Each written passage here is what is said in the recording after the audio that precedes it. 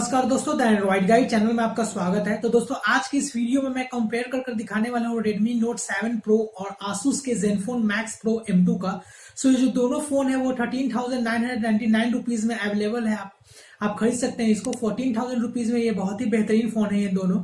सो इन दोनों को मैं कंपेयर कर आज बताने वाला हूँ इस वीडियो में। तो आप इस वीडियो को पूरे अंत तक देखें। अगर आपको कोई भी एक फोन पसंद आता है तो उसको आप खरीद सकते हैं। किसी में आपको थोड़ा बैटरी ज्यादा मिल सकता है और किसी में आपको कुछ मेगापिक्सल जो कैमरे के होते हैं वो ज्यादा अच्छा मिल सकता है। सो आप चूज करिए कौन सा फोन आपको लेना चाहिए। और आपको कोई भी कंफ्यूजन हो या कोई क्वेश्चन पूछना हो इन दोनों फोन्स में से कोई भी एक फोन का, सो आप नीचे कमेंट करें, मैं आंसर जरूर दूंगा।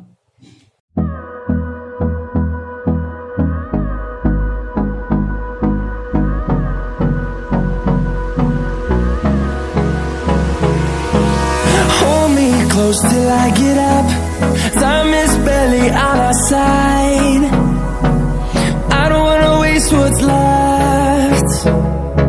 The storms we chase are leading us, and love is all we'll ever trust. Yeah, no, I don't wanna waste what's left.